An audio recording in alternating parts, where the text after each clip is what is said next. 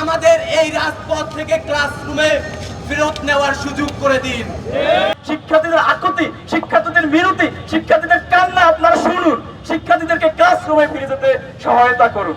অধ্যাদেশ জারি করে আমাদের যে এই নারকীয় একটা শিক্ষা ব্যবস্থা তৈরি হয়েছে সাত কলেজে, এই নারকীয় শিক্ষা ব্যবস্থা থেকে আমাদের মুক্তি দিন। শিক্ষা ভবনের অভিমুখ থেকে এই সংবাদ সম্মেলনের মাধ্যমে পুরো দেশবাসী তথা প্রশাসনের সকল ব্যক্তিবর্গকে জানাতে চাই, শিক্ষার্থীদের আকুতি, শিক্ষার্থীদের মিনতি, শিক্ষার্থীদের কান্না আপনারা শুনুন।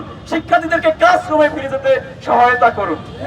পাশাপাশি প্রস্তাবিত ঢাকা সেন্ট্রাল ইউনিভার্সিটি তথা সাত কলেজের 5টি বর্ষের শিক্ষার্থীদের পরিচয় নিশ্চিত করুন। এই পরিচয় নিশ্চিত করার লক্ষ্যে আপনার দ্রুত মাননীয় প্রধান উপদেষ্টা সহ মহামান্য রাষ্ট্রপতির অধ্যাদেশ জারি করে শিক্ষার্থীদের সেই পরিচয় নিশ্চিত করুন। আমাদের এই মুহূর্তে এসে, এই সময়ে এসে আর কোনো নতুন দাবি করার জিনিস নাই যে যেই দাবি আমরা আপনার কাছে করতে পারি।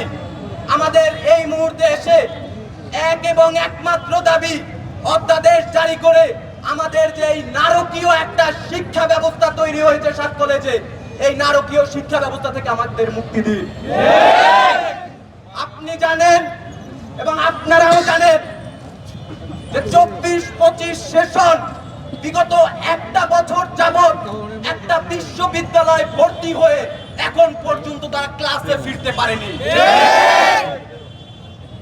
25-26 সেশনে ভর্তি পরীক্ষার সময় চলে এসেছে, ভর্তি পরীক্ষা চলছে বিভিন্ন বিশ্ববিদ্যালয়, কিন্তু দুঃখের সহিত আমরা লক্ষ্য করছি, আমরা অনুভব করছি যে 24-25 সেশনের শিক্ষার্থীরা আমার ক্যাম্পাসে ক্যাম্পাসে ঘুরছে কিন্তু ক্লাসরুমে ফিরতে পারছে না।